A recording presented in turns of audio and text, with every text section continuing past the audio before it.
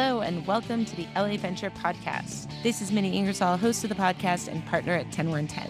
10110 is a seed stage fund here in LA. All opinions expressed on this show by me and my guests are solely our own. If you are interested in LA Venture, go to 10110.net/podcast, where I've made a sortable list of all of the great LA VCs who've been on this show.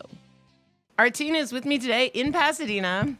We're actually poolside in Pasadena. Living. So nice to have you here on the east side. I hope that we can lure you and your fiance over this way. That's the hope. That's my dream. I'm excited to hopefully end up in a dry heat again from Arizona. Welcome to 100-degree weather. Well, Arteen, you are part of the OG LA crew, LA tech scene, but as we were just saying, like you and I didn't totally overlap because I joined in 2019. You went to operating in 2020, but originally you worked with TX at the Carlin family office before moving with TX right when Fika was just getting started. Yep.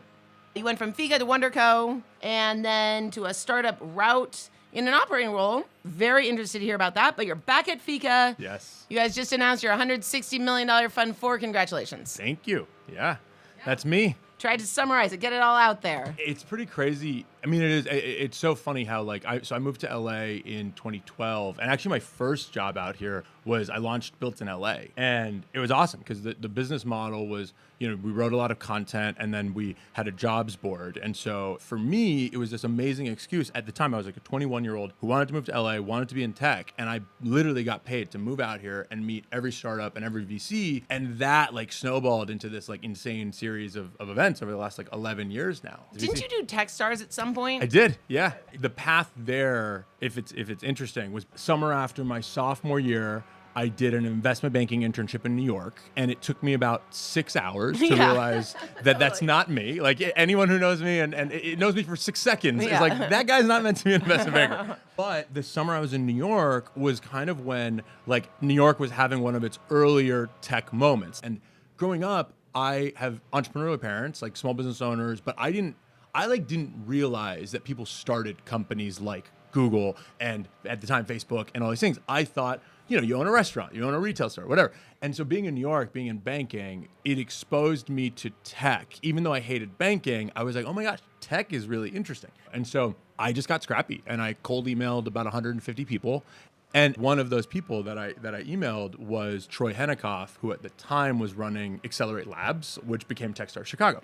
And so catapult, 6 to 12 months later, I ended up working for Techstars Chicago that summer, and it was the exact opposite experience that I had from banking, which was the first 6 minutes I walked into this co-working space, I walked into the Techstars space, and I was like, oh my gosh, this is what I've been seeking. And that led to, I first met TX at Techstars Chicago's demo day. I love the notion that walking into any investment bank, I could never imagine a neon sign that says #GiveFirst. Yeah, exactly. Yeah, it's 100%. It's or a even different mindset. Oh, and don't get me wrong, a lot of respect for, what bankers do because it's a skill set that I just don't have. But that's kind of how it all started. But now you're back at Fika. I'm so curious about going into an operating role after being a VC and then coming back. What was that like? Did it feel different? Why come back? All of those questions. Yeah, and I love those questions because honestly, I think a lot of people have the path of operating and then into VC, and I also think a lot of people do VC for 2 to 4 years and then go operate. I think my path of having done it for 7 years and candidly having had the opportunity to stay in it but leaving was really unique, right? And so the number one thing I like to say on this is I did it because I wanted to, not because I felt like I had to. I think there's a lot of VCs who they're oh, I heard I have to go get operating experience to be a partner. Or totally. Oh, I have to. And to me, that is such an inauthentic way to be a person. And so for me, that was always it was really funny because even my first year or two at Route, I had so many people ask me, be oh, is it are you getting what you wanted to get? And the answer for me was always yes, because I wanted an experience that I felt like I hadn't had yet. And so, going to Route and going to operate and leaving venture was honestly just because I felt like there was an emptiness in my stomach. I really felt like I had outpaced myself as an investor than I ever had done as an entrepreneur or as an operator. And I felt like my rate of learning had slowed. And Michael Tam, to his credit from Kraft, and your almost neighbor, Tam was the one who was like, hey, we just invested in this company Route. We just did the Series A, and I think they need somebody like you, and you'd be a really good fit. And I ended up having an amazing experience that I was very fortunate to have. And then coming back to venture has been fascinating because like I think a lot of people, and you kind of alluded to this in the beginning, I moved to LA at the end of 2012, early 2013. So I've been here over 10 years, over 11 years. And I was in venture almost immediately.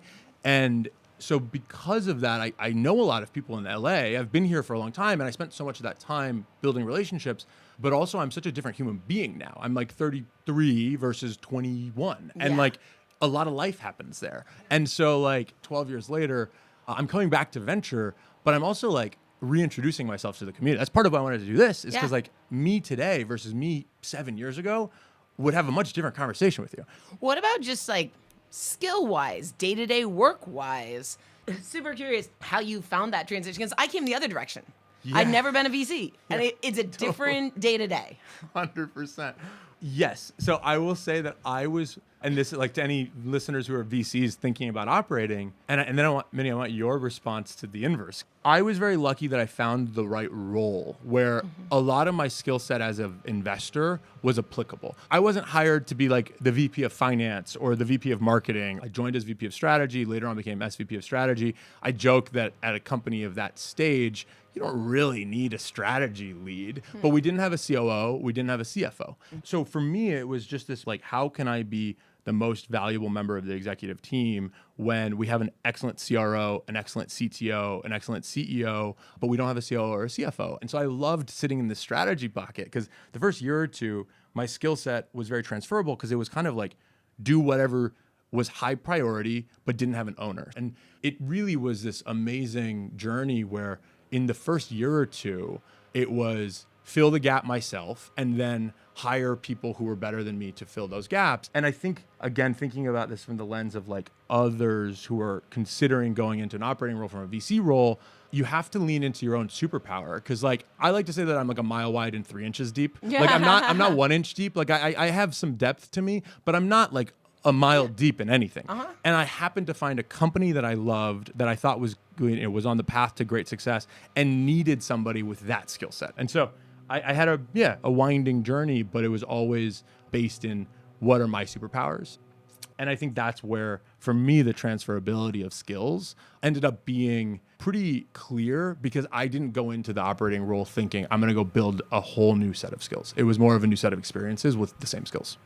It's actually similar to what I would have said. Like a lot of what you did, I was a founder.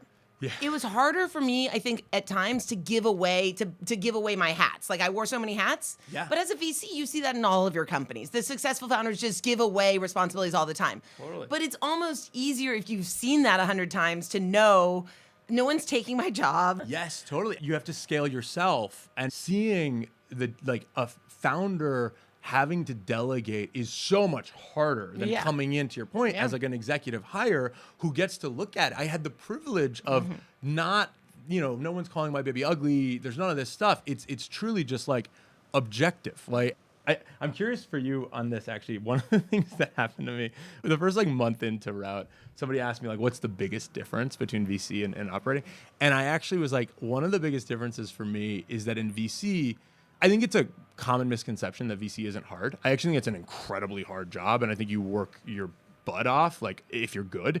So it's not a time thing, but the schedule control. Oh yeah. In a like you can do what we're by the pool. We're having a blast, and it's like what is it? It's Tuesday. It's Tuesday. I told you my tennis match ran long this morning. Sorry. Right, exactly. Sorry. And that's not to say that like we're all playing tennis and hanging out by the pool. But I remember there'd be times at Route in my first month or two, again before I like learned the heuristics of how to actually operate as a good operator.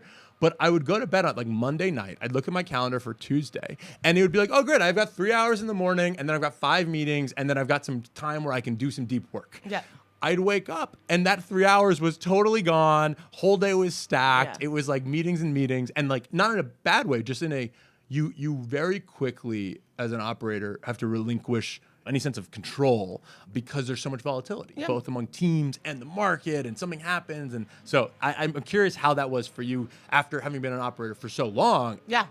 I mean, my company, every company is slightly different, but so we sold used cars. Biggest sale days are Saturday and Sunday. Right. right? Totally. So we worked Monday through Friday, and then crises happened Saturday, Sunday. So it was absolutely a 7-day a week. And I came into VC, and I'm like, guys, I want you to reply to my email on Saturdays and on Sundays. Right. They're like, well, why? Right. Kind of like, not like 10-1-10, but just generally. Yes, totally. No, and that's actually a great, because every industry, it's so different. So like Route was e-commerce enablement. Black Friday and Cyber Monday was literally like, I remember being at like my Thanksgiving, like, home with the family. And then the next day it was like, every minute you're checking the Slacks, you're checking what's going on. Because like so much of e-commerce happens in that exact timeline that it's just like, it's so interesting because like even there's these little heuristics that you really learn by living and feeling them versus like, everyone can say, oh yeah, e-commerce or seasonality in Q4. And it's like, but like when you're like, was there seasonality in cars throughout the year? Is it summer the cohort tax returns? Oh, there's all sorts of tax returns are actually really, That's what I thought. Yeah. That's really smart. I have an uncle who owns a used car store. I remember there was some company and they said that one of their biggest sales days was tax returns. And it was such an interesting, because I had spent almost all of my career as a B2B investor and then going to Route where we had a lot of, consumer, at least exposure. We were B2B2C. It was so interesting to see at scale consumer trends. An N of one, like you and I might buy stuff at different times of the year, or whatever, but when you like zoom out high enough, on a consensus basis, there are some really fascinating trends, like tax returns. I mean, let's talk about your investing and talk about Route. You said it's e-commerce enablement. Yes. I saw like on the brief LinkedIn post that like e-commerce enablement is still of interest. Like, what did you learn at Route? Like, what are you thinking about? Is that going to be something you're leaning into? Yes. So at Fika, we kind of operate with what we call pod structures. And like the way we think about that is that like each of the partners has a domain of expertise. Like we're all B2B software investors, but each of us have like a domain where we think we have expertise and we spend more of our time there. And for me, it's kind of marketplaces, commerce enablement, supply chain logistics, business in a box, even Route. Like what excited me about going there, it's this B2B2C business model that had so many different touch points, right? So we had consumer tracking software. We had an app that competes with the Shopify Shop app that shows you where all your stuff is. We had this package protection product, which is B2B2C. It's an add-on at checkout for e-commerce brands to basically, if the packages are lost, damaged, or stolen, Route would replace it. So there was this like B2B2C motion. I think right now there's a really interesting moment when it comes to just like consumer acquisition and also B2B acquisition. And so like for me, one of the things that made Route so special was this B2B2C motion was incredible. Like we have amazing, app downloads, amazing revenue coming from end consumers, but it's a B2B2C channel, right? So you didn't have to market to consumers. Exactly. And marketing to consumers is so hard and so much harder than it was a couple years ago with all the changes in cookie laws and things like this. So like anything that has like high, CACs have only gone up when it comes to consumer. I think the market is getting more and more competitive. So like, anyways, as long as I was saying, as a B2B investor, I think a lot of that still has throughput from consumer. And I think for me, distribution is actually the thing that is just so compelling. Like I think that, and I don't know if I would have agreed with this 7 or 8 years ago, but I think that an 80% product with 100% distribution actually will win out in the short term, at least in this market versus I would say 7 or 8 years ago, if you had the 100% product, the distribution would find its way. I think things just move so fast now in like this AI enabled, landscape where like first to market or fastest to market with a product that is like good enough is actually, I think, almost more effective. I don't disagree, but those are two slightly different things, which is having an angle, like having a good B2B2C. That's different than being first mover. I agree. And it's funny because I tried to rephrase from first mover right after. I forget what I said, but it was something, the word I'm seeking is not necessarily first mover as much as it's like fastest to growth. Maybe rather than try to label it, I'll explain what I'm thinking, which is that like, I think we might be in an era where first mover advantage is kind of not as great of a moat as it used to be. Because like the speed with which you can copycat something, like whether that's from big tech or scrappy entrepreneur anywhere in the world, you can stand up a business within a few days now. And so I think first mover advantages, that time, which maybe used to be a few years, now is maybe a few months before some competitors show up. And so to me, I think a lot about, okay, how do you make sure you get to market quickly, but then you scale your go-to-market as quickly as possible.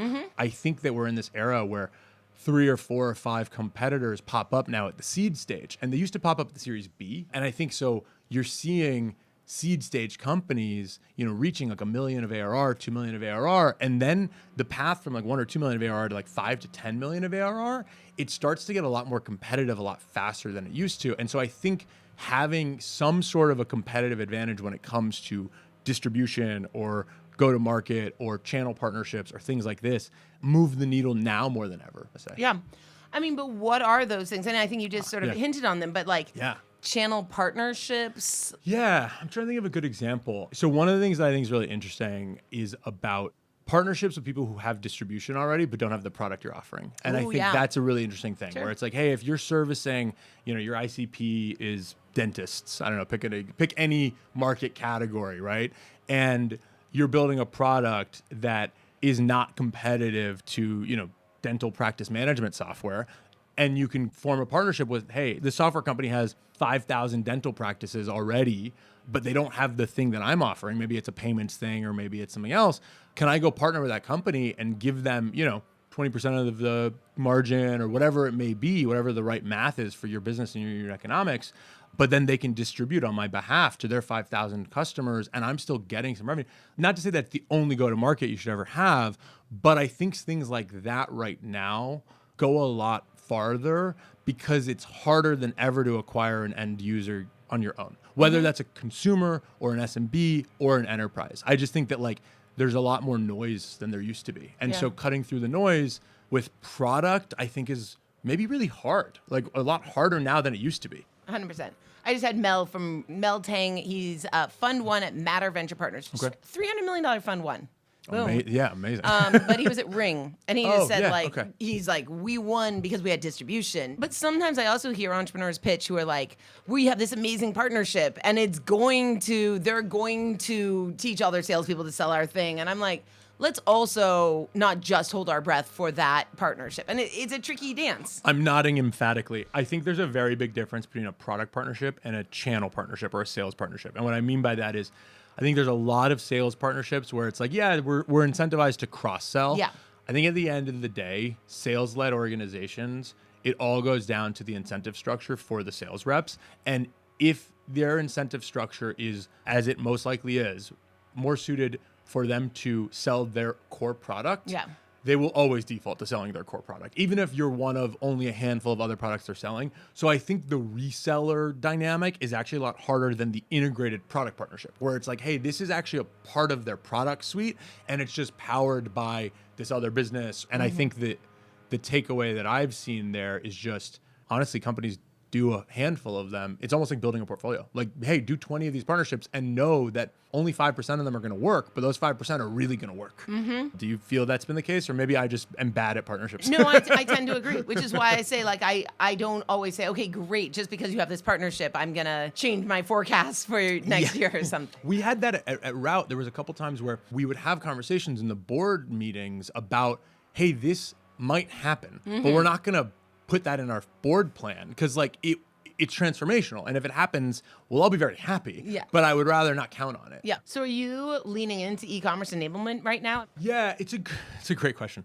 I think I'm very intentionally saying commerce enablement versus e-commerce enablement, because I think e-commerce enablement alone, you have an ecosystem where there's a lot of really interesting products and Shopify apps. There's a lot of useful tools. There's a lot of great businesses to be had.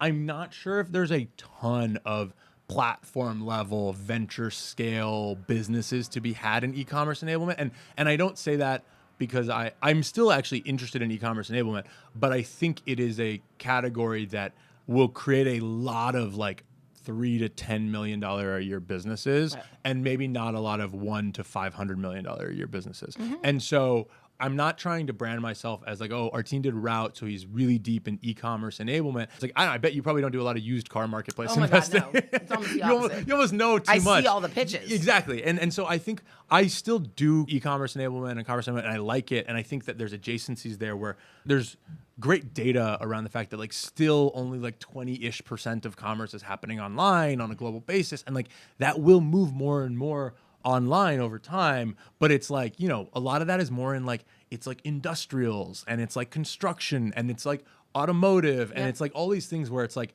e-commerce enablement often pings like this narrowing mindset of like, oh, Shopify brands or Shopify stores. And I think that there's a lot more in the commerce enablement industry than just that. Does marketplaces then fit? I mean, marketplaces are often... Marketplaces can be totally anything. So I think of marketplaces like the same way that a lot of people talk about vertical SaaS. Yeah. I think of vertical marketplaces. Any industry in the world that has millions of dollars transacting in it, I think there's a marketplace opportunity. I think now the marketplaces look different than they did 7 or 8 years ago. The way I like to describe it is like, I think in the like 2012, 13-ish era of marketplaces, there was a lot of discovery marketplaces where it's like, hey, supply and demand don't know how to find each other. We were picking off Craigslist. Exactly.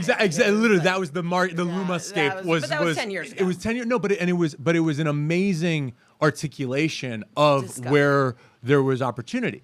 I think most discovery problems have been solved. I don't want to say all of them. No, there's still trade shows where I'm like, oh my God. It's so funny. And that's how I love, like, I said this the other day to someone. I was like, I want to spend my time at trade shows, not at like, I don't want to pick on a tech conference, but I'm spending more of my time at trade shows now than I am at a generalist tech conference. And it's because I think a lot of these problems exist still, but they're farther down the stack. So discovery is less interesting to me. I think that we're in a moment where like SaaS-enabled marketplaces are really compelling, where it's like, hey, whether it's a free software or an affordable software, give it away to your end users, show them a ton of value, and then have embedded commerce.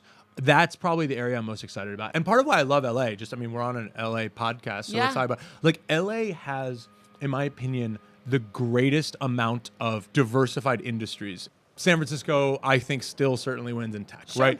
But when you think about what is like the 1B and the 1C industry of each city, LA has like more industries that I would say are an 8 out of 10 or a 9 out of 10 than any other one of these cities. And so it leads to really interesting stuff that you see getting built here across industries like, you know, construction and manufacturing and obviously aerospace and food. And like, we have a bias towards subject matter experts who are learning tech rather than tech experts who are learning subject matter. Yeah. You said to me that you're re-energized, and it totally shows. It's great. Yeah. You're re-energized. Give me a little bit more about Fika. You just announced this new fund.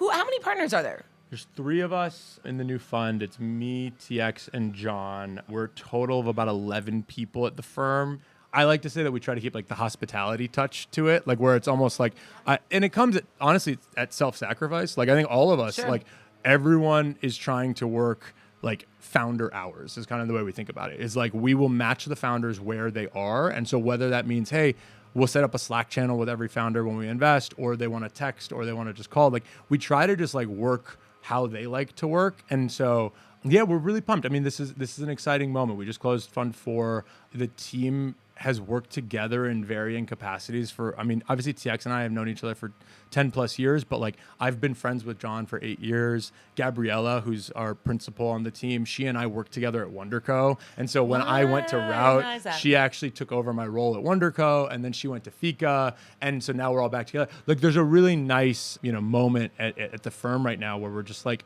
all really excited about the future, putting our heads down and like trying to do work. And so, yeah, we're in a really exciting moment. Like fund is closed. We're investing kind of in what I like to call pre-Series A rounds of like 2 to 8 million.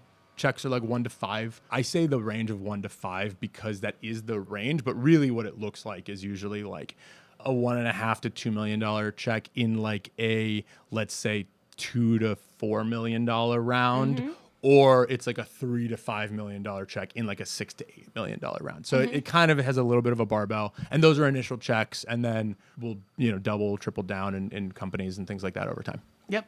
Double, triple down, like up to a certain valuation is kind of... Yeah, loosely up to a certain valuation for sure. And also, I think dependent on kind of just like, we are of the mindset that like every future investment is an independent investment decision. And like, I think that, people who know Fika will speak to it too, but like, we're definitely like I don't think Fika wins on price. Like, I think we're a valuation sensitive, like ownership sensitive firm. And I think that the reason we are that way is just because like, we want to be all in with the entrepreneur. And sometimes like, you don't want to set yourself up for like misaligned incentives. How so? I think that there are some investors who are like honestly predatory and like go very far in one direction. And then there are some who like, they don't care about things like valuation or price. And it means 6 months, 12 months later, those investors who maybe regret the entry price are abandoning those entrepreneurs because it's not going according to plan. And it's just like, I just never want to be in that situation where it's like, oh, a mistake that I made at investment is going to impact future decisions, right? Yeah. And so anyways, it's a bit of a vague thing, but it is something that I've been thinking a lot about. It's just like, we try to be like fair and aligned with entrepreneurs from the get-go. No, and you were really articulate and clear about how much you care about being on the side of the entrepreneur. But also, I liked one thing you said, which is you don't believe in the Midas touch. Oh, yeah. And again, this might just be because I'm not a great investor and I'm not on the Midas list. Yeah. Alex Conrad, where are you? But no, I'm like hesitating only because this is very much a personal opinion. But my personal opinion is to be great in venture, you work your ass off to be seeing the best opportunities. I think you can work really hard, become a domain expert, build a great reputation, have a good brand, be like wonderful as a human being and as a board partner. You can do all these things. And I think it gets you in like the top 10% of deal flow, let's say. But then I think within that top 10%, there is so much luck. And I think that that's where portfolio construction becomes really interesting. Is like, listen, at the end of the day, every single investor would tell you at the time of investment, but if that were the case, we'd all be much wealthier than we are. And so I think that like you have to work really hard and have to be very good to get to a certain echelon. But I think anyone who says that there's not a significant element of luck beyond that is hubris. I think that's one of the biggest learnings from over the last decade is I've been in the room with really amazing people. And I think they're amazing people, but I don't think anyone is so special. Right. Like even like, famously, like in college, I went to University of Arizona, and Warren Buffett did this like state school thing every year where he invites 100 students from state schools to go meet with him. And I remember meeting him, and I left being like, that guy is awesome. Yeah. But I wasn't like, he's got something that we don't have. Like, I think it's hard work, and I think it's consistency, and I think it's patience, and I think it's luck. Yeah. I don't know. It's one of my favorite Michelle Obama quotes that I can't quite quote, but she says, I was in the room with the world leaders, every world leader. Yeah. They're and that's people. The thing. I say, that's exactly right. And I say that with like a ton of humility, but like a big part of why I wanted to go to WonderCo is I had like the privilege of being in the room with Jeffrey Katzenberg for like many hours a week. And like Jeffrey is an amazingly bright, ambitious, wonderful entrepreneur.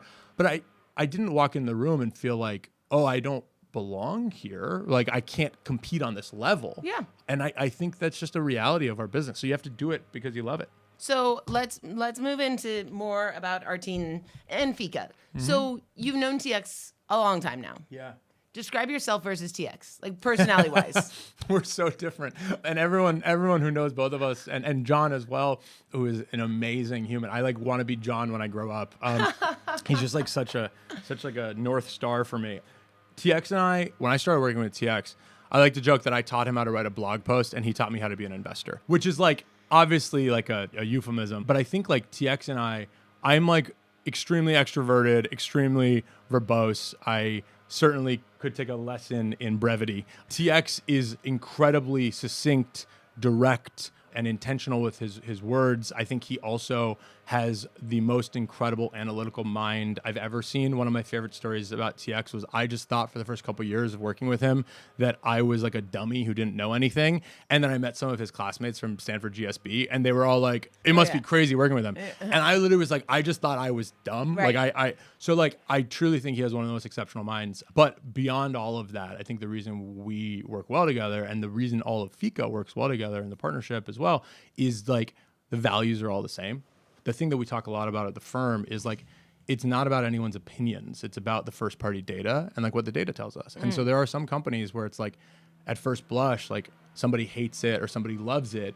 And then we take a week or two and we try to get first party, diligence and first party data. And like, we're very intentional about not taking diligence from entrepreneurs. We try to present our own opportunities for them. And like, So yeah, it's a long way of saying like we all have different superpowers and we know that about each other. Yeah. And I'm like, yeah, it'd be scary if we didn't know. Like obviously, like I know my reputation in the market and I know that people are like, oh, Arteen knows everyone. Like it's a very clear thing. Like what is it? So people know everyone. You know everyone. For me, the number one thing that comes up, and this came up with LPs, this came up with everything, was like Arteen knows a lot of people. He seems to give a lot.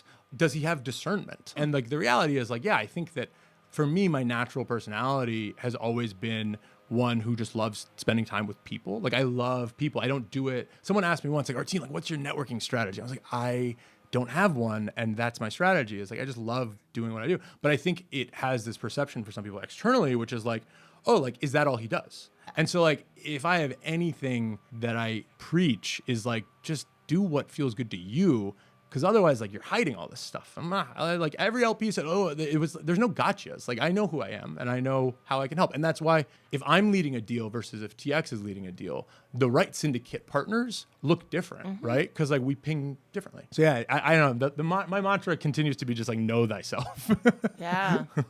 Oh, it's a continuous process. I spent a lot of time with Eric, Larry, and Sergey, and at one point I was like, I don't know if my like bandwidth is as high. Like these people are really smart, and then, like if you spend all your time with like incredible people. And I don't know them personally, but I imagine what you've done here with the podcast is something that they would look at and be like, that's exhausting. I could never do that. Yeah. Okay. Last question. Just give me like your high school. Like, what were your parents doing, and who were you in high school? You were in Arizona. Yeah. Oh, I love that we're ending on this. I grew up in Tucson, Arizona. Parents immigrated from Iran. I was born in Arizona. My mom's family left as refugees. My parents met in the States, actually, which is cool. My mom was a realtor and owned a clothing store. My dad owned a Persian rug store, which in this landscape, one of my favorite things to talk about is Pejman at Pear, because he famously started his career at a Persian rug store. And then he became but like, yeah, now it's like such a funny thing. Like in another life, Pejman could have been my dad. Got it. So and you in high school, you were athletic, outgoing. You were outgoing. I was, yeah. Going back to my reference about how LA is pretty good at a lot of things, but maybe not the best at any one thing. That was kind of me in high school. I was really lucky to go to I went to a really small high school, and my teachers were incredible. Like I graduated, there was 55 kids in my senior class. And so because of that, I had a really well-balanced life. Like I was, captain of the soccer team and also student body president. Just like a really like lovely, fortunate experience to have gone to a small school that I just loved. And it really shaped a lot of my values and who I am. Well, you are so ready to move to the suburbs of Pasadena. You are going to love it here, Arteen. I can't wait to welcome you to Pasadena. Congratulations on getting back into ventures. So glad that you're back in this ecosystem, and congratulations on Fund 4. Thank you so much, and thank you for having me, and I wish I could jump into the pool right now. Oh, you can.